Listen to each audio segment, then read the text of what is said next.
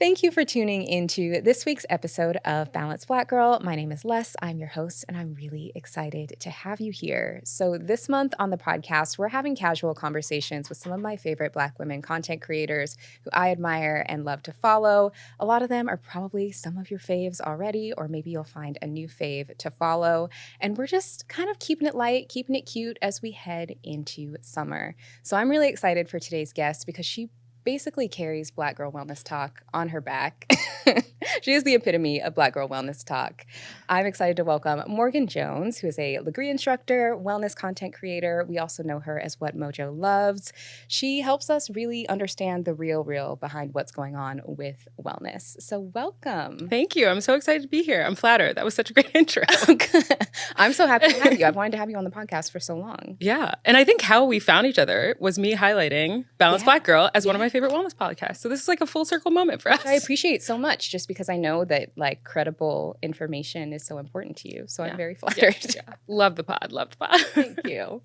So I would love to start off by chatting a little bit more about your wellness journey, how you got into wellness and what sparked that interest for you. Yeah, I'll take it all the way back to the early days. So I was always an athlete as a kid, so relied on sports as my physical activity. Mm-hmm. When I went to college, I didn't play collegiate sports, so I was kind of like, what do I do? And I was in somewhat of a rut throughout college. Once I graduated, I moved to New York, and I was like, I have to figure out some way. Like, you got to move your body. Yeah. And I would say I got caught up in what at the time felt like the toxic cardio culture, which was like everyone was doing a ton of cardio, ton of SoulCycle. So I kind of forced myself down a pigeonhole of a type of modality that I didn't really enjoy. And that took me down a slippery slope. So I think my wellness journey started out maybe not the healthiest, but where it's come to now, a lot of it, honestly, through the pandemic, doing a lot of reflecting, doing a lot of learning, a lot of reading, took me down a path of wanting to become a fitness instructor myself, wanting to heal my relationship with fitness, with my own body, with food, and did a lot of soul searching and came out of that a fitness instructor. And then that has then turned into a content creator, which has been an interesting journey to share my experience, not only as a fitness instructor, but as someone who just loves taking fitness classes and like doing workouts and trying on activewear. So it's been a fun ride, but I'm really happy of like, it's definitely a full circle moment of my wellness journey where I've healed kind of the past that I've had. And now I'm at a place where I truly love wellness and I look at wellness in a different light than I used to. Yeah, definitely. Thank you for sharing that.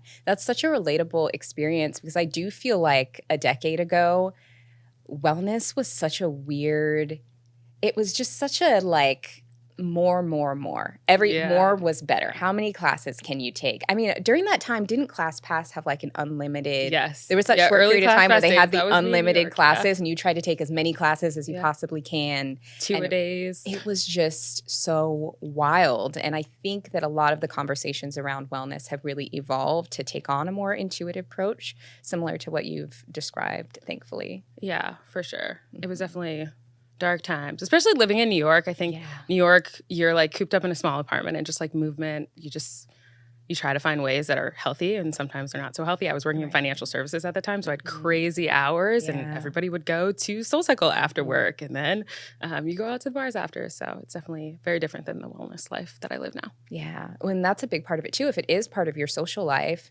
and if you're using wellness to be social and you're also doing it with people who are also maybe doing too much, it's very easy to get into that cycle of doing too much. Yeah, which is wild because this is before social media was like really, really big. So I can only imagine like that mindset now. I haven't lived in New York for a while, so maybe some of that is still there. But I mean, New York, it's a very different vibe than LA for sure. And I definitely want to hear more about how you're feeling about LA because you after New York, were a Bay Area girly for a while. Yeah. And then you came down here a few months ago. How has that been? Yeah. It's funny. I have this like 5-year mark. So I did 5 years in New York. I did 5 years in the Bay. And hopefully I'm here longer than 5 years. But so far, I really like it. I think it's the perfect balance of what I was looking for in like lifestyle. Yeah. So New York was great right out of college. It was fun. I'm born and raised from the East Coast. So it felt like home. I spent a lot of time going to New York. Yeah. But the challenge for me was just the way of life in New York just didn't fit what I wanted. I felt like I was a bit more jaded when I lived in New York, and I wanted simple things like a car. And so it brought me to California when I got a new job. I liked the Bay a lot, and LA felt like the perfect mix of better weather, but you can still get that like easy breezy California lifestyle. So I've really loved it so far. It has all the things that I want out of a city. So I think I'll stay for a while. Yeah. I do feel like LA is such a great place if you do like wellnessy things. For sure. You like to take classes. You like trying different matchas. It's all here. Yeah. That's me. It's me too. And it's funny, all my friends that have visited me or my family has visited me so far, they're like, this fits. Like this very much tracks for like who you are as a person. So I'm glad. I hope that's a compliment. I think it's a compliment. It is. It definitely is. I remember feeling the same way when I moved to LA of like everything that I like is just, it's right here. I can do it all. Yeah. Feels like a breath of fresh air in terms of, I've lived all around. So I feel like I've tried it all. I did down south in college, Northeast, Midwest. So I think I'm a West Coast girl. Yeah. Now. Yeah. And 5 years, you said you do kind of 5-year stunts. I feel like 5 years is a good chunk of time to spend in a place, though, because you can establish roots. You can get, I think, a good feel for how you like a place or how well it fits after 5 years. I heard it also has to do with like our mindset around like college and like school, like 4 years. Yeah. So I heard like that 4 and 5 year mark is when you start to have that itch for a change. Yeah. But I always want to like throw myself into new challenges. And I feel like moving to a new city and somewhat starting over is a good way to really focus on the things that you value, understand what you like and what you don't like. Yeah. I don't want to ever be in a place where I'm like living very passively and just kind of like staying stuck in a city just because it feels comfortable. Yeah. So I think just picking up and moving is a little scary sometimes. And as someone who's somewhat nervous about big changes, it has helped me kind of have those milestones to look forward to. Yeah. That's and such a why good not? point. If you don't like it, you can always go back. Right. Exactly. Sometimes I think moving and those big changes like that can be so scary if you haven't done it, like if you've never had to start over. And then I think if you've done it, it's almost kind of addicting. You start to recognize that feeling of like, I think it's time for me to start over again. Yeah. Where can I do that now? Yeah. Except last time the move was so hard. I'm like, I need to stay put. Like this is where maybe I tap out for a while. It's a lot. Taking a break. I'm in the midst of moving right now, so I get taking a break from moving. It's just as always stressful. No matter whether you move across the state, across the country, down the street, moving is just always pain. It's never not. And I always think it's going to be better than the last time. It never is. The optimism. I know. And it's got to do what you got to do. I know, every time. So you also talked about how you became a fitness instructor. You teach Legree specifically. I would love to hear more about how you were introduced to Legree and what made you want to teach. Yeah, so I was introduced actually when I moved to California because I didn't have community. I wasn't a big group fitness class person, which is surprising because now that's all I do and all I talk about on social media. But when I moved to California, I was looking for a way to meet people. I was like, I might as well try. I think I was on ClassPass at the time, but there was a studio near my apartment that I could just walk to. And I was like, might as well try it out. Yeah. And I had maybe taken 1 or 2 mat Pilates classes, but I had never been on a reformer. And I didn't know the difference between Lagree and Pilates because there is a difference. I know a lot of people group them together. Yes. But I tried it out and I was like, this is what I'm looking for. It had the variety that I wanted. Like every single class is different. Like you will never have the same experience because there's over 100 different moves you can do. It had the challenge I was looking for. It was sweaty enough. The music was like pumping, but it wasn't like dark, like kind of like you're in a basement, just like sweating your life away. And it was fun. And like the instructors came around with more like hands-on. I think a lot of times when you take a class like spin where the instructor's also on a bike, they can't come around and like help you with form really. So I loved it and I kept up with it. And during the pandemic, when things started to shut down, I started to think about just like overall very grand, like where do I want to find my sources of fulfillment in life? Yeah. And in my early 20s, I definitely put a lot of that into my career and burned myself out many times. I had many burnout episodes where it was only focused on my career.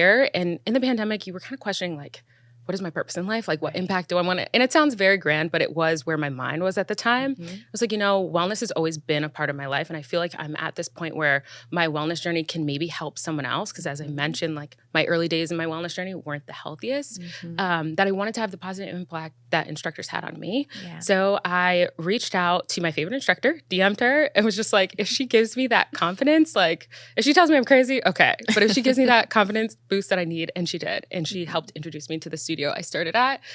So it was an amazing journey and I got trained post things starting to open back up. And it's been the last 2 years of my life. Yeah. I love that you had a mentor to support you through that process. And she is like the most, I always give her flowers. Like if it weren't for her, because she was the first person, who I had heard like hip hop in like a class like this. I feel like a lot of times you go to Pilates classes and just like the vibe is very different. She was encouraging. She had like a very positive approach. Like I'm not someone who responds well to like a drill sergeant who's going to be like, go harder, like, and scream over me. But she pushed me to be stronger in ways that I really appreciated. So I was like, if I'm going to be an instructor, she is who I want to learn from. And she definitely she sent me like a paragraph. I was like, hey, is this crazy? And she sent me like a full paper of like, you need to do it. And that's just her personality. So I'm so appreciative because I think at the time, I definitely didn't have the confidence in my skill sets. And I was probably, like if we go to the early days right after college, least healthy, I was probably in like the middle of the wellness journey. Like I knew I was improving my relationship with fitness, with food, and with my body, but it wasn't where I am now. And I think if it weren't for her, I probably would have made that full transition to a better perspective about wellness overall. Yeah. And it just goes to show how sometimes the relationships that we have with other people, even if they feel like they're doing something small, like she probably just thought just like encouraging you to go for it is like a small thing, but it can have such a big impact. Totally. And I've learned that now being 2 years in, like getting those same DMs, which is so crazy being on the receiving end of a lot of them now. It's great to just be able to pour into other people the way that I was poured into in my early fitness journey. For sure. So can we touch on the difference between Legree and Pilates? Yeah. So I feel like this needs to be a podcast episode. I know, it's its own episode. So the origin story is where I think a lot of people get tripped up. So the founder, Sebastian Legree of Legree, was a Pilates instructor. So he had a Pilates background. And what he did, he also had a bodybuilding background. So he applied bodybuilding principles on a machine that was very similar to a reformer machine. His machine is patented. It's called the Megaformer. So it has springs where a lot of people are like, this is similar. You change springs. And it has straps and it has handles and like bars. And some of the moves have similar names. But they are pretty different because they have different objectives. Legree is higher intensity, and the objective is really to get your heart rate up, similar to a HIIT workout, but it's still low impact, so you still have that benefit. Versus Pilates, there's so many different varieties of different types. There's like cardio Pilates, there's traditional, classical, so there's a variety of different Pilates principles that are applied through Pilates classes, but they are pretty different. Sometimes you can take classes that was like, oh, that kind of felt a little Legree-esque, or that felt a little bit more like calming Pilates-esque, but both are great. I love both. I'm a big fan of both. Both are part of my regular workout splits. I think it's just more so people just get tripped up on like how the machines are similar, and sometimes the branding is similar, but they are pretty different. And they feel very different. Yeah, because Pilates classes, their objective isn't necessarily to get your heart rate up. If it does, great. But they're focused on your breath and your mind-muscle connection. And there's a whole series, you probably saw it on TikTok, that I did comparing the two and like how they are different. But there's a lot of nuance there. Like you can take some classes that are like Legree classes that are super easy, and then like Pilates classes that are super challenging. So it's just...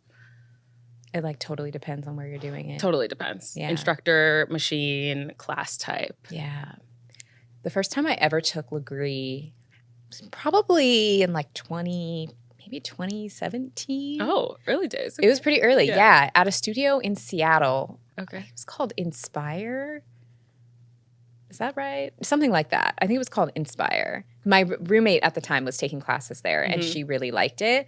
And at the time, I was like a hardcore gym girly. I lifted a lot. I had done Pilates here and there, like traditional reformer Pilates. And so I was like, whatever, this will be easy. And I was in that class like, what just happened? And I've been taking it for 6-7 years now and teaching for 2. Yeah, I was like, wait a minute, what is going on? It's crazy. But I always say in a lot of my videos, it's definitely not for everyone. Like I get the criticism, which a lot of people are very vocal about, especially in the Pilates community. I think there's some beef, I'll say, between the two. But it's definitely not for everyone. The spring loads are heavier, like we talked about the intensity. But I think if you're a gym person and you enjoy things that feel very strength training-esque and kind of the heaviness of the springs, it's a great workout. I love it. I mean, I think everyone should try it. You should try it once, but take a beginner's class. That's the mistake a lot of people make, is like most Legree classes are taught at an intermediate level. And you're just moving so quickly. Again, big difference from Pilates is like your transitions are so important in Legree. So like you're flipping around, you're like, what just happened to me? It's like a whirlwind. So definitely encourage people to start out with, like, most studios call them like basics or fundamental foundation classes. Yeah.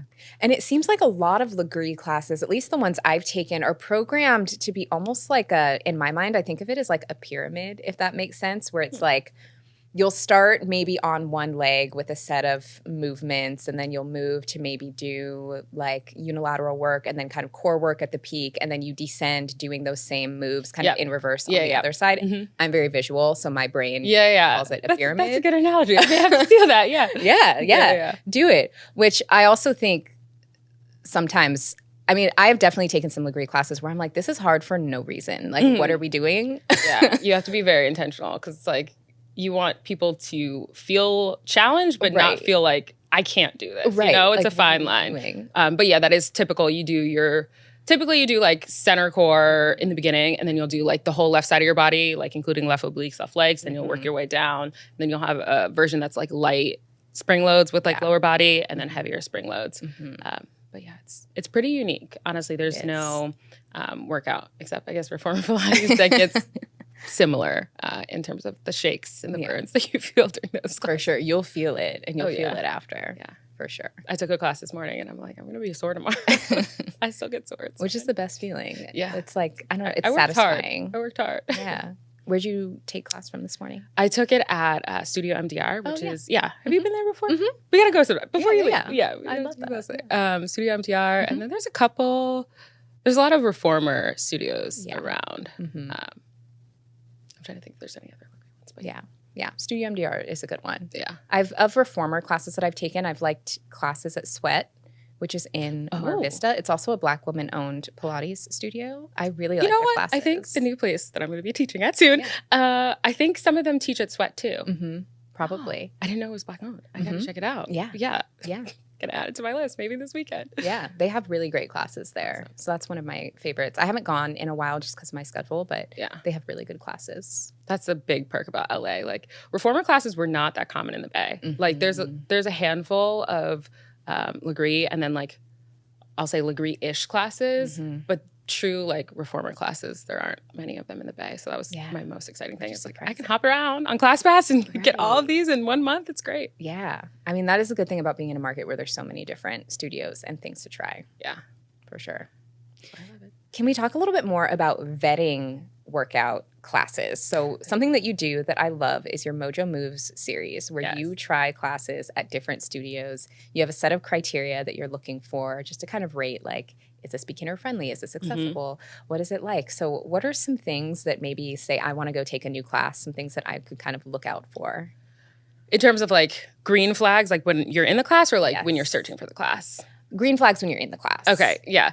I think a lot of this background honestly came from becoming a fitness instructor of like things to look out for. Yeah. Number one, you should always be taking a class that has a warm-up. That's green flag if it has one, big red flag if it doesn't. Yeah. And not just like a couple quick jumping jacks. Right. It should move whatever joints and muscle groups you're going to work during that class. You shouldn't just be jumping in cold. Yeah.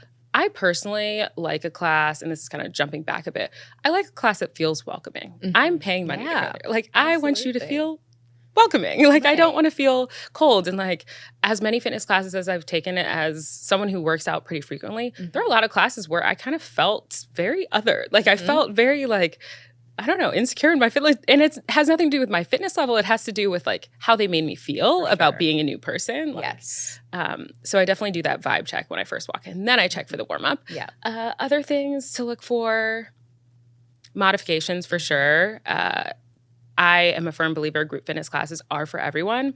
There is no class where you should. And if you see your class and everyone's super strong and it's a bunch of regulars, then maybe you don't need to throw them out. Yeah. But as someone who's a fitness instructor, when I go to a lot of classes, I look around and I see people with like horrible form that I'm like scared for them hurting themselves. And I'm like waiting for the instructor to offer them mods and they give nothing.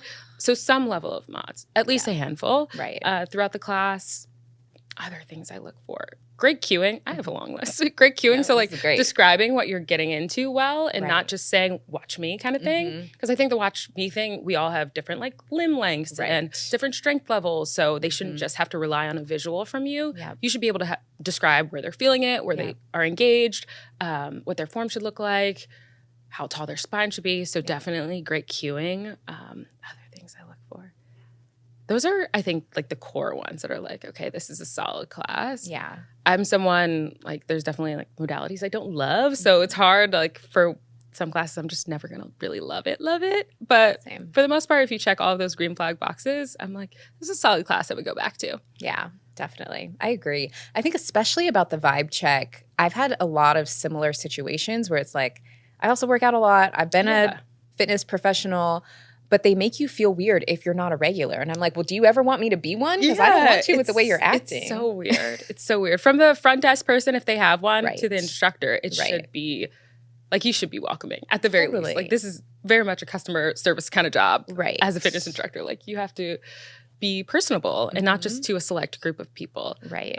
And of course, fitness instructors have bad days. I've definitely had my bad days as an instructor, but at the very least, you should make people feel welcome. You should, big one, asking about injuries. Yes. And I think a lot of group fitness classes struggle with this because they'll say, like, anybody have any injuries? And they expect you to scream from the top of your lungs. Right. Like, hey, like, I have this weird hip thing, like, or I just had a baby. Like, people aren't necessarily comfortable announcing their injuries. So it should be a more introduce yourself to the new client and ask about their injuries. Exactly. And then go into the warm-up. So sorry, my ordering was all over the place, but those are definitely the essentials for a good group fitness class. For sure. And the others are like icing on top. Like, I'm a big music person, so like music gets you bonus points. It does. Energy of the instructor.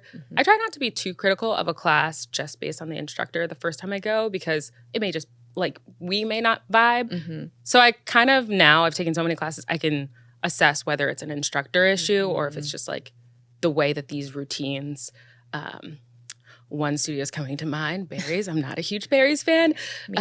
If there's a treadmill involved, honestly, I just don't love it. I'm not a cardio girl. No. I will not. I do cardio, but in small bursts. And like that's a very no pain, no gain. It's an environment where you're encouraged to just push really hard. Yeah. Kind of no matter what. And I just don't love that. Yeah. I felt the same way about Orangetheory and like seeing, the scores up on the wall. Yeah. I did not love that. Yeah. I had a video about berries that people were felt strongly about. I'll put it that way. And they were like, well, this is everything you're describing is an instructor issue. And I'm like, it's not. It's how dark the room is. Right. It's that they don't really care about your injuries. Right. It's that they don't come around for corrections, offer modifications. It's just pure chaos. Like, there's no way another instructor could make those things that I just described less. Like, it's just the way that they train or don't train. I don't know if the instructors make up their own routines there, but. And it's like, if people love it, that's cool. Do it. Yeah. If you like it, I love We're it. Just chatting. As long as you're not hurting yourself. Right. Which I think some of them, it's possible. For sure. Yeah. For sure. And especially, too, if someone doesn't really listen to their body and doesn't know how to balance a workout like that with proper recovery. Yeah. Because recovery becomes so important when you're doing that type of workout. And that's not always as widely accepted or taught. Yeah. And I think that goes back to modifications too. I think a lot of people see modifications as weak and they won't take them and they'll just go, if you don't offer them or encourage them or like make people pause and think about how they're feeling, they're going to go for the harder, even though they probably may have bad form and they could hurt themselves. Yeah. As I get older, I'm way more sensitive to like the injury thing. I'm like, my body just doesn't move the same way. Right. I can't take that risk and be just out the game for a month. Exactly. Or longer. Yeah. Yeah. So when I did yoga teacher training, one of my instructors said something that really, really stuck with me. I'm going to butcher it because I don't remember exactly how he said it, but it was along the lines of letting the pose meet your body where it is. So whether that's using a block or using a modification is actually going to do so much more for you than forcing your body into a shape that it doesn't want to be in. You're not getting any benefits from forcing your body to do something it's not designed to do. But if you take the help to let the movement meet you where you are benefiting. Yeah. Yeah, I've definitely heard similar type of sentiments, and sometimes I'm like, I need to write that down. It's so good. I wish I knew verbatim how he said it. I've heard similar things, and I think a lot of people try with like range of motion too, or like spring loads. In my classes being too heavy, it's like the efficiency is shot because you're not getting the full range of motion. You're trying to push yourself too far, so like you're not even challenging because you're using more of your back than your legs. So there's a lot in it. Exactly. Yeah. So another topic, when it comes to fitness, especially for Black women, it's our hair. It's our hair. It's our Research hair. shows it's the top reason. It is. It's a thing. And hair, I mean, it's just hair, but for us it's not. Like it's not. It's hair, but also hair is very important to us. And I don't think that we should forego taking care of our physical bodies for the sake of our hair. I think that there are things that we can do to take care of both. Yes. And I know that is especially your specialty. And that's what really, like, you initially kind of blew up on TikTok talking about protecting your hair while you work out. Can you tell us a little bit more about just your relationship with your hair and how you maintain your hair while staying active? Yeah. So I've always been, as I mentioned, when I was younger, I was an athlete. I was even a swimmer on swim team. And I think actually that is probably, if I were to trace back the moment where I remember making a choice about my hair that wasn't like a style, it was like, oh, like I need to actually change behaviors because of my hair. Like, I love being on swim team, but I didn't want to wear the cornrows year round. Like I can't remember what age I was, but it was probably around middle school where it's like, I want to do something different. And I don't necessarily want these. I didn't have the best cornrows, I will say, but where I was like, okay, I'm not going to do swim team anymore. And I think those are choices that from that point on, myself and a lot of other Black women make when it comes to their hair and fitness. So I am someone, I love a good silk press. I am somewhat known for my silk press. Before Kamala was the silk press queen in college, you could ask anybody. So I do enjoy wearing my hair in a silk press. And when I started working out, when I graduated college, I was like, I got to figure this out because I'm not going to burn my hair off. Like, I'm not going to reheat my hair after workouts. But I also didn't really know different styles at that point, I will say. Like, now I definitely have more of a range. But I was like, I have to figure something out. So I tried a bunch of different things and settled on something that worked for me. My mom would be upset if I didn't give her credit, but she was the one who first sent me the gym wrap, which is what I talk about in a lot of my videos. I now use it This too. was 10 years ago. So like I have the one I still have. Talk about product longevity is over 10 years old because my mom mailed it to me. She's like a QVC lady. She loves buying things online and sending it to us. She's great. So she mailed it to me and I tried it and it worked. And as I started to work out more and post about working out more, I was doing half marathons during that like cardio chapter of my life. My friends were like, how does your hair look the same? And I was like, oh, I just do this thing. And I started getting more questions frequently. So I started filming videos and sending them to my friends. And as the requests kept coming in, I was like, okay, I get new phones. I lose the video. I just need to post this somewhere. So I can send people a link. And at the time, I was like I was a TikTok lurker. Like I work in marketing, so I do enjoy social media. But I was like, I'm just gonna post it. And I was like, should I make it private? And I was like, no, then I can't send the link.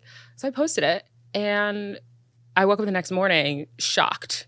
And it's funny because I almost didn't post it because I thought it was such basic knowledge that everyone had figured out already. I was like, maybe people will roast me in the comments.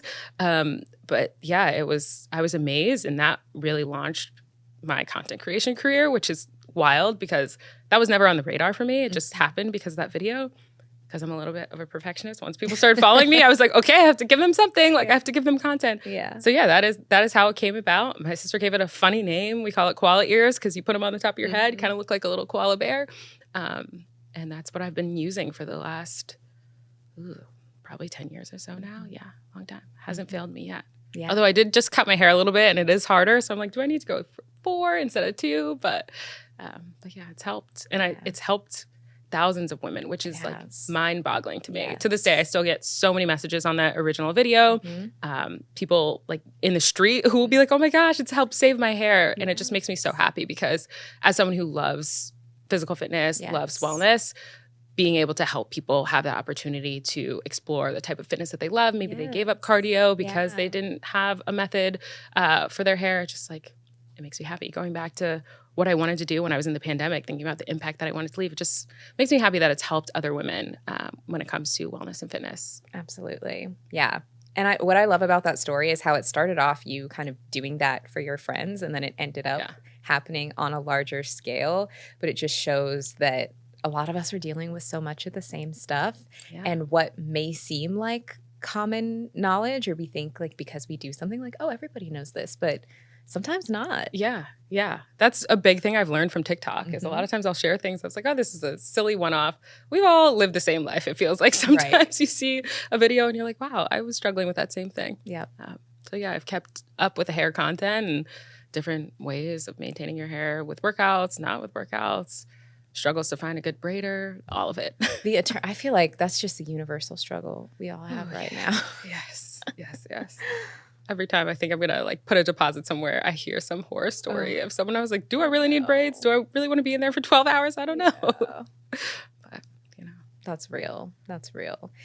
I mean, I get people who ask me a lot about fitness and hair, and I feel like I'm not a good person to ask because I just mess my hair up. I'm like, I just mess it up. I'm like, I don't know. I don't have an answer for you because I don't maintain it. I just mess it up. But I definitely know that I've made different decisions about what types of workout that I will do based on what's going on with my hair. Like being in a silk press era like I am right now, hot yoga just hasn't been a thing. And I still love yoga and I'll do it at home, but I'm not going in 100-degree studio. That takes it. I'll mess up the edges a little bit, but I'm like, that takes it just a step too far. Yeah. I always tell people, I can't save you from hot yoga. No. And I can't save you from like extreme cardio. Like if you're in a soul cycle class that's like warm for like an hour, it may not. You just got to time it with wash day. You got to do it right before you're going to wash your hair if you want to do it. Sometimes the mental gymnastics I do, like I'm like, okay, I have a wedding this day. Then I have this workout class. Then I have this photo shoot. Then I have this. Real. And I'm like, I just cut it off. That's right. Just cut it off. Give me a wig, something. Please. Because I can't. That's what pushed me to finally just start going to the salon when I was just doing my own hair and I was straightening it myself. I'm like, okay, wait. So I got to make sure that I do my hair before I can clean the bathroom, before I can paint my nails, before I can do it was like, I'm tired. Get somebody else to do it. Yeah. And this is exactly why and I know a lot of people are confused. It's like you talk about hair and you talk about wellness, you talk about fitness. It's all together. It is. For Black women, it's a big reason. One, maybe why we're changing a workout, skipping a workout. Yep. Two, it's just like sometimes I don't feel my best when my hair doesn't look its best. And like hair depression is real. Like when your hair is breaking off out of nowhere, like that can be upsetting. That can take a toll on you. So I think it's a big thing that only Black women understand. And that's why I'm so happy with TikTok because it's helped me share my experience, but also learn from other people too and just chat about that shared experience. For sure. Yeah. And I also think like no tip is too trivial. Yeah. Because sometimes I'll see someone share like a really good tip if it's related to hair, maybe related to makeup. And then someone will be in the comments like, I Ben knew this. I'm like, well, why didn't you Ben tell us? Because I didn't know. This is the first I'm seeing of it. So many times I just have to force myself to push post because I'm like, this is stupid. Everyone's going to tell me they know this already. There's another video about a comb that I was like, everyone's going to say that they know this comb. Like, no. 500,000 people. Yep. Like, what? Right. What? They were like, what's it called? Where do I get it? I was right. like, wow, I thought everyone knew about this comb, but maybe not. No, we all want to be put on. Yeah, I love it. That's my love language. That's what I tell people. Like, right. My love language is putting people on. Anyway. That's why product, you're such a good creator, though, is because you like to genuinely share these things to put us on. I'm very anti-gatekeeping. I don't believe in it in any capacity. I love it. Share everything. Yeah. Because why not? Yeah. I think a lot of that, I went to an all-women's college, so like the women helping women thing was definitely 4 years, a big 4 years of my life. And I also have a sister, so I think that probably comes through in my content and like my approach to content. But I just love sharing. Definitely. I get excited that I can help people find things. When I see people with a gym wrap, I'm like, I've been in workout classes where like I've seen people with the hairstyle and I'm like, I wonder where they learned that from. Yeah, it's fun. They probably learned it from you. I know. Yeah. Like I don't want to be that person, but where'd you learn that, girl? But just it's fun. True. Yeah. And then those moments, it's so like satisfying. It's like, oh, this is actually helping somebody. Yeah. It's wild. Social media has its downsides for sure, but a big upside is just this is something I would have never thought for myself. And now I almost can't imagine like my weekly life without it because I still have a lot of fun doing it. And that's what's important. Yeah. Yeah. And you do have a pretty full plate. I mean, you also work in marketing. Yeah. You are getting ready to start teaching again, but there was a time back when you were in the Bay where you were teaching and then also creating content. How do you kind of manage doing all of those things? Yeah, you picked a perfect day to ask me because sometimes I don't do it well, honestly. Yeah. Sometimes I have to take breaks. I am a perfectionist, and that's something that I think about too. And taking on 3 things, I have to be comfortable that all 3 are not going to be perfect all the time. Yeah. There is one, which is the one that pays my bills, which is my full-time job that can't be sacrificed. Yeah. So sometimes maybe I need to ask for a sub, ask for help in teaching my classes, or maybe I need to take a break, take a day off from content. That's been like the hardest for me recently is the daily commitment of posting. When I do take a day off, I like am very hard on myself about it, but it's like I don't want to force it and I don't want to burn myself out because I do enjoy it. Yeah. So I think it's a couple of things. It's like knowing when to ask for help, knowing what my boundaries are. I'm also perfectionists have trouble saying no to people. So there's like a couple of things in there, but like being okay with just saying like, I can't, like I just simply can't, whether that's social or, And I think just like categorizing the important things, like family time is always sacred, 9 to 5 is always sacred, and wiggle room where I can. Yeah. So yeah, I think it's just figuring out the balance of it all, and I let it evolve. Sometimes one thing I feel like I'm crushing it at, and the other I'm like, I'm doing okay, and then sometimes it switches. But I'm at a place in my life where I'm just like focused on happiness. So as long as these things are still serving me in a way that makes me happy, I can find time for them. Oh yeah.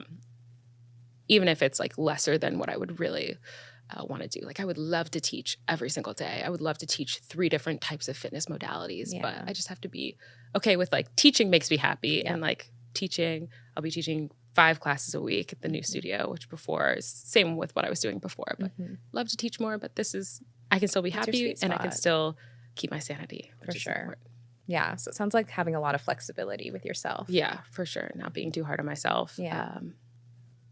And just making sure they're still serving me in the way that I originally like took them on for. Yeah. Like content is great and I really enjoy it. Teaching is great. But I did give myself that little break when I was moving. Like I've been talking to the studio that I'm going to teach at for a very long time. I could have just hopped over and said I want to teach immediately. And I was like, no, like as much as I love teaching, like I need to get a little bit more love to content. Totally. I need to like figure out my plan for the next 6 months. Yeah. And when that's in a good place, I can jump back into it. Yeah. And get settled after relocating. Exactly. And it's always there. That's the thing too. Like content will always be there. Teaching will always be there. So just finding the balance between the two. Those are the two that I think fight for the most brain space. Yeah. But there are sometimes I feel like I'm not being the greatest friend. So I need to lean into friendships more and support my friends and go on the trips or go to the baby showers, whatever it may be. So yeah, I'm someone who I don't think there's ever, and this may be controversial for this podcast, but like balance is hard. And I don't think balance always looks the same. Yeah. Like what balance is going to evolve through your life, through your chapters, through your month, through your quarter. Yeah. And it's not always going to be perfectly balanced, but just striking some level of balance. Oh yeah, I totally agree. I think equilibrium doesn't exist. I think it's about like moving through the seasons, having the main thing be the main thing and knowing when to fall back in certain areas. Yeah. Yeah. Like I hate the work-life balance question. Like, well, what does work-life balance look like to you? It's like this month I can tell you what it looks like, but next month it may look a little different. It's totally change. Pick up a new hobby. Oh, we love hobbies. I love a good hobby. What are some of your hobbies? I've been a lot of one and done where I need to double back and like go back to the ones that like I actually enjoyed. Pole dancing was a lot of fun. It was very, very hard though. Yeah. And like I said, I'm a little bit of a perfectionist. So I would love to like have that as I'm not a dancer at all, but I think that was just like a fun way. Fun, yeah. I loved pottery. I definitely think I'm going to take on some classes to like actually learn. It was very therapeutic and like, I don't know. I loved it. Yeah. What are some other ones? Any like sport that doesn't feel like a workout. So honestly, I like them all. Like I love surfing. I had so much fun surfing. Only reason I was good is because I was afraid of sharks, so it like kept me on the board. But a lot of the things I've tried, I'm like, that was so fun. I've never tried something for the first time and been like, that was a complete waste of time. But for a while, I feared trying new things because I thought it would be a complete waste of time, but it never is. Even if I don't love it, I'm trying to think if there's like something I tried where I'm like, maybe I want to do that again.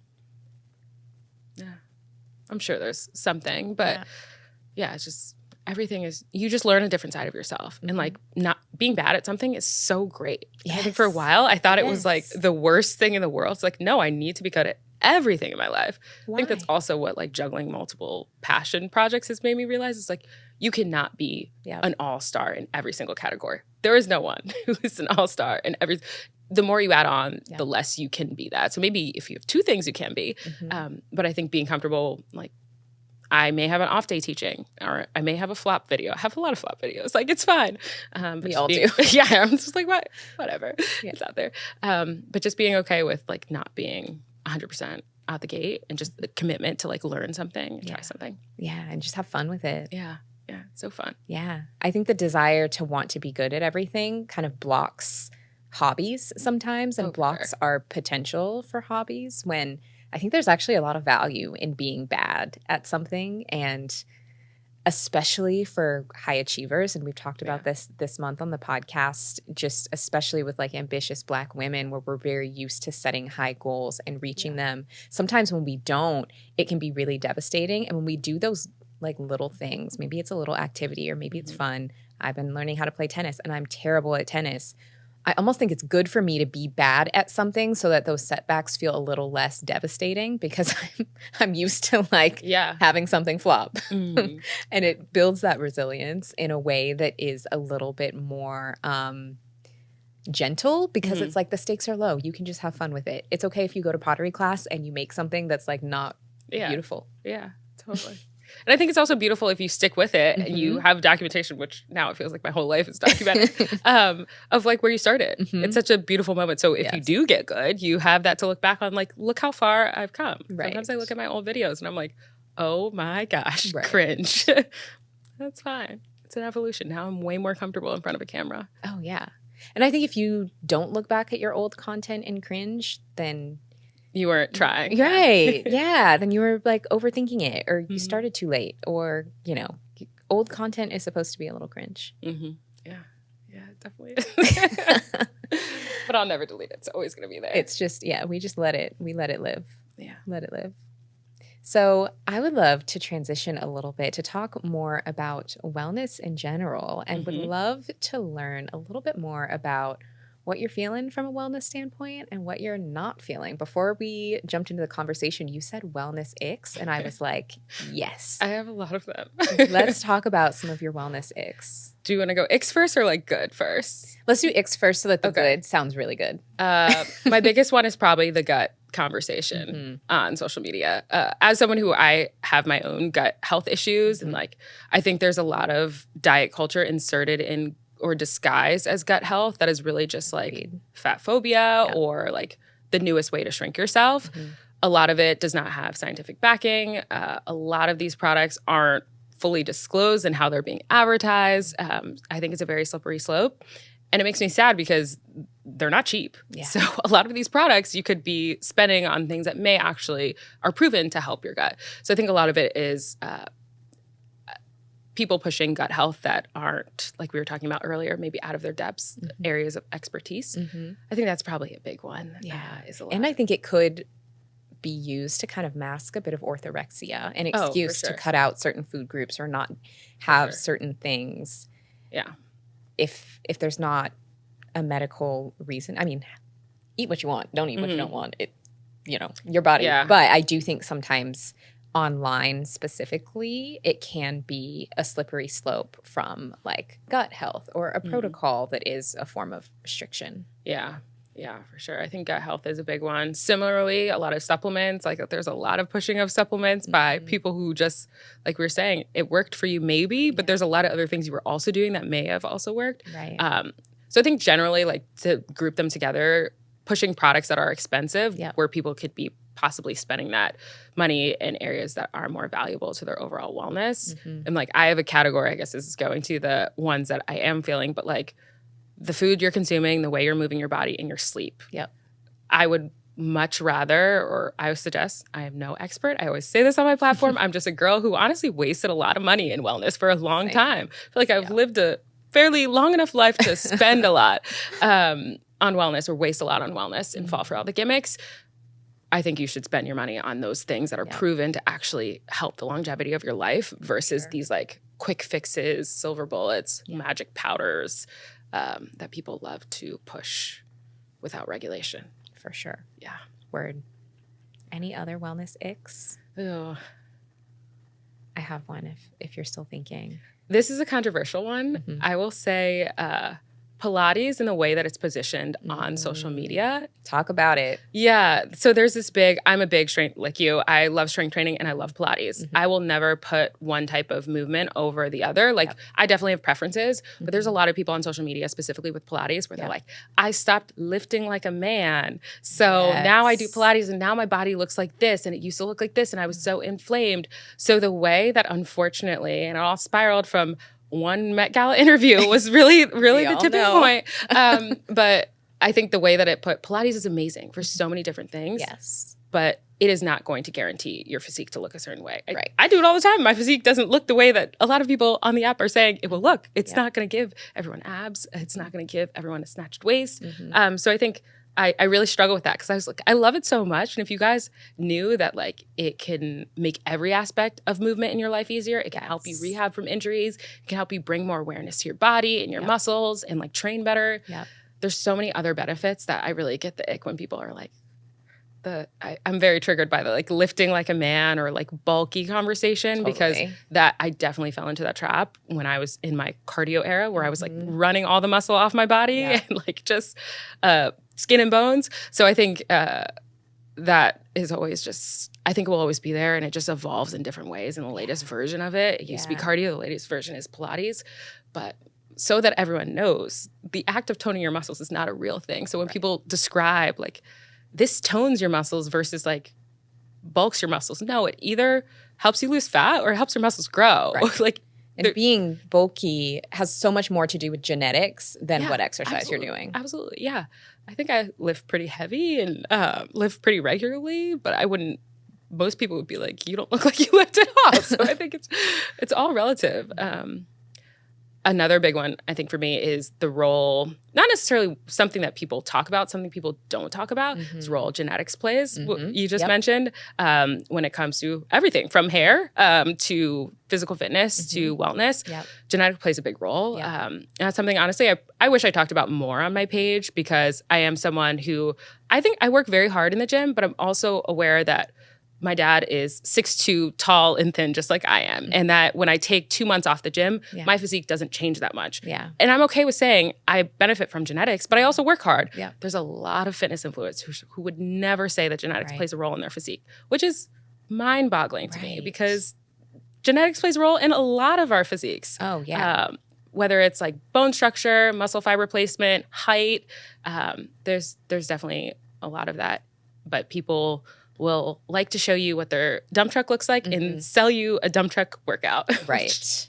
Gives me the ick. Agreed. And I think what not enough people talk about when it comes to genetics is genetics also determine how your body responds to the things you're doing. That's why you can do the exact same workout as someone else and have a completely different result because your genetics control how your body responds. And that is going to vary by each individual person. And that's when it took me so long. Like, I'm embarrassed to say how long it took me to realize for probably into my early 30s, I would say was the really the turning point, like when I hit 30.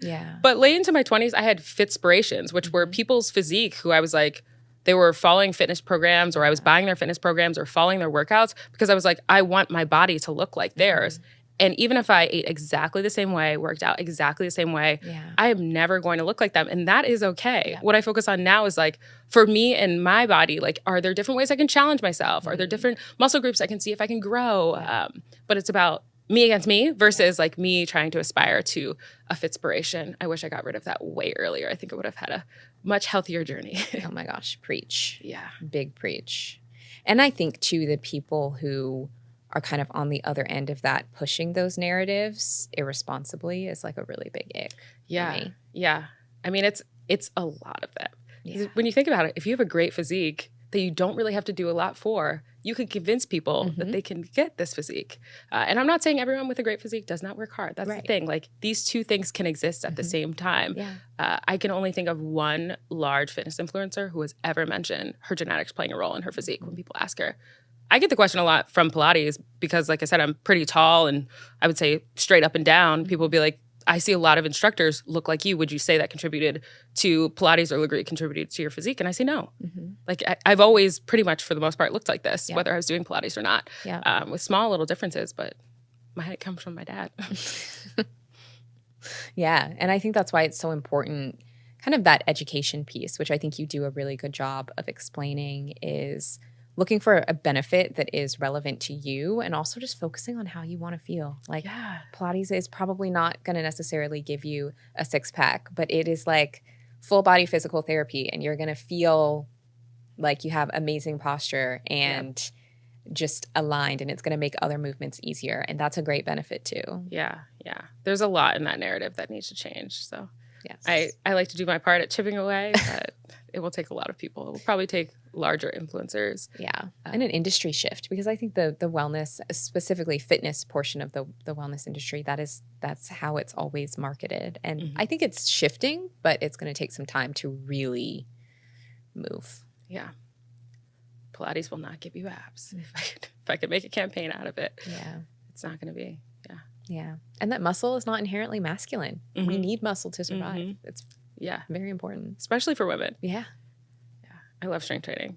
There was a time where I didn't do it and I was like, I cannot imagine I love lifting heavy things. Right. Like when I go on a plane and I can put that suitcase up with ease, I can bring all my groceries in or anything. Right. I love having strength-based goals. Mm-hmm. Definitely. So let's get into some of your green flags, wellness things that you like. Sleep is probably my biggest. Yes. I'm very serious about my sleep. Yes. And that is the thing that is going to help you live longer, like making sure you're getting efficiency in your sleep, focusing on your sleep. I've gotten every person in my life passionate about sleep. So that's probably my biggest green flag. I'm a big fan of like diversity in your workouts. I think because I was someone for so long, I was just doing one thing. So like I love when I do it and when I see other creators or other people that are coupling things like Pilates with strength training, because those are two valuable ways to maybe hit similar muscle groups, but in a different way. What are some of my other green flags wellness-wise? I'm so clouded by the red flags that there are.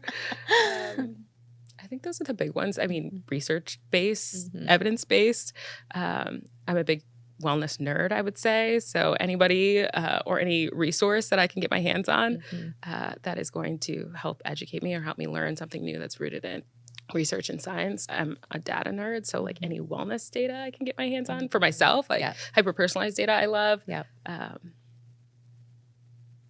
yeah, I'm also a big fan, and this is something I would like to see more of a trend of, coupling mindfulness with like more intense workouts. That's something that's not pretty common. I took one class and I adored it. It was one of the rare 10 out of 10s I gave.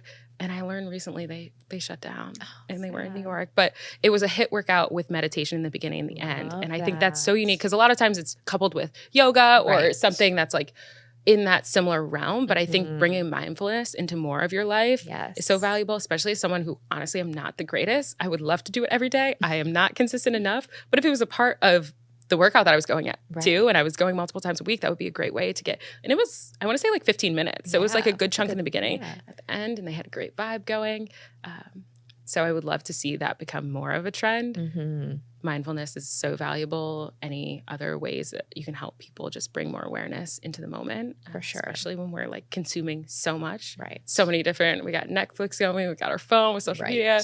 There's a lot to consume. So just like slowing down, more mindfulness. Love that. I think those are my big ones. Yeah, those are great ones. I love that combination of meditation and HIIT. Oh, I may have to open the studio. Like I may have to open one.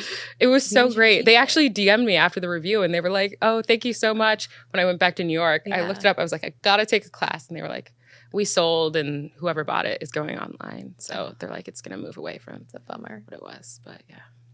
But maybe an opportunity. Yeah, that is my dream. That's my long-term goal, is to open my own fitness studio with a matcha cafe. Oh my God, yes. That's perfect for you. Yeah. And it would be some combination of strength and like Pilates or Legree. Some hybrid. I just need to find some other people on board because I can't take on it solo, but that's the goal. Yeah. Well, that's amazing. Yeah. Well, when that does happen, I look forward to coming in, taking a class, getting a matcha. Sure. Morgan, thank you so much. This has been amazing. Yeah, this is so fun. So fun. Before we wrap up, I would love to do some rapid fire, just favorites, things that you're just like loving in general. Okay. So the first one would be your favorite wellness practice that you're like top of your list right now. Oh, top of my list. Morning movement. I think there's just like no better way. You get it out of the way. I think for a while I was in a rut where it was like later in the day, but morning movement is my big one. Starting your day with hard agree. It's just it just sets your day off on the right tone for sure. Any beauty products you're loving? Hair, makeup, skin? I like the Kosas brow gel. I put it on today and I was like, this does the trick. Hair products, I don't even try any because I let my stylist do them now. So I'm like, stick to you trying them. I had a period of time where I was trying a bunch of stuff by myself and I'm like, I'm doing more damage than good. Yeah. So I would say brow gel is probably my fave. I've heard good things about the Kosas brow gel. I haven't tried it yet. I'll have to check it out. I like all their products. My skin's very sensitive. So like I have a hard time with foundations and makeup. I like the concealer for sure. Yeah. They had a skin tint. I was using a skin tint from them that I really liked, and I didn't rebuy it. I don't remember why, but I also liked it too. Yeah, and theirs is it's like a tinted brow gel, so it's not just like the clear ones. But I like it all. Yeah, I'll have to try that. I've seen it. I've heard good things. Yeah. Let's see. What was next? Favorite place to shop? Ooh, activewear or regular clothes? Both. Regular clothes, probably Shopbop, which is like basically a department store, so you can get a bunch of different things. So not one particular brand. I feel like I'm in a fashion rut right now where like my style's evolving. So I would say that I also like Oakenfort for like regular clothes. Activewear, I have a bunch. I have a top 5. So I would say Lululemon, Aloe, P Nation, Nike, and Vuori. Probably my 5. That's a really good top 5. I need to get more into Aloe. I don't have any Aloe. Like, I've never shopped at Aloe, and I went into an Aloe a few weeks ago for the first time, and I'm like, this is so cute. It is very overwhelming, but I like how color coordinated it was. Just it helped my brain because I get very easily overstimulated. And I was like, this stuff is cute. Why didn't anybody? I love Aloe. It's all very expensive. That list of 5 is an expensive list, but I'm wearing activewear twice a day usually to teach and then to work out myself. Yes. I've had pieces from all those places for a very long time with no And if you change. take care of it, it lasts. Yeah. I'm big on the like spend money where it will get you longevity, and activewear is where I will drop some coins. Oh, hard agree. I used to work at Lululemon back in like 2016. And when I worked there, I, of course, bought a bunch of stuff because I had a discount. And a lot of that stuff I still have, or I'm just now starting to replace. And more so just because my style is different, not even because it's like not still good. Like it lasts if you take care of it. Yeah. Favorite music? What are you listening to? Ooh, what am I listening to? I really like Tyler, the Creator's new album. That's probably the most frequent in rotation. But favorites, I like Frank Ocean. I'm like a vibe person, so I also, it depends on the situation. In classes, I like anything in a like K-Tronada vibe. I like a lot, and this is controversial for a lot of people, I think, for fitness music, but I do like the like dance mixes to hip hop songs, like the like, but it's to a song that you know. So for classes, I like that kind of vibe. But yeah, I'm a big K-Tronada fan, but most recently, the Tyler, the Creator album has been on repeat for me. Those are all great vibes. And I do agree. I think that those mixes are great for workouts, specifically group fitness where there's like a lot of energy. You need the energy. It's like when you're out and you just want to hear the real thing and that version starts. That's when it's like, okay. Yeah. There was a TikTok making fun of instructors that used that. And I was like, wait, this is me. Because it's some, like, you're hearing lyrics that you know, but it's like maybe R&B song that they like hyped it up. But I do love curating music for specific workouts or specific situations. Yeah. Oh, that's the best. When the music, you can like set the vibes through what the music is. Very much a vibe person. I'm trying to figure out what my new vibe's going to be at my new studio. Like my LA vibe needs to be a little different. Yes. So a new season. Yeah. I love that. Yeah. Thank you so much for joining me today. Can you please let our people know where they can find you and how they can keep in touch? Yeah, they can find me on TikTok, What MoJo Loves. Yes. I share all things wellness, hair, you name it, I cover it. I'm also on Instagram, but most of my content is on TikTok. Amazing. We'll make sure we link your TikTok in the show notes. I'm sure that so many of our listeners are already following you, and if they aren't, they will be today. So, well, thank you so much for having me. Of course, thank you. You're like the epitome of balanced Black girl vibes. So we had to have you on the show. Thank you. Fun. Thanks, Les. Thank you so much for joining us for Balanced Black Girl today. If you liked this episode, please make sure to leave us a rating and review. We really appreciate it. Stay subscribed on Apple, Spotify, or YouTube, and I'll be back next week.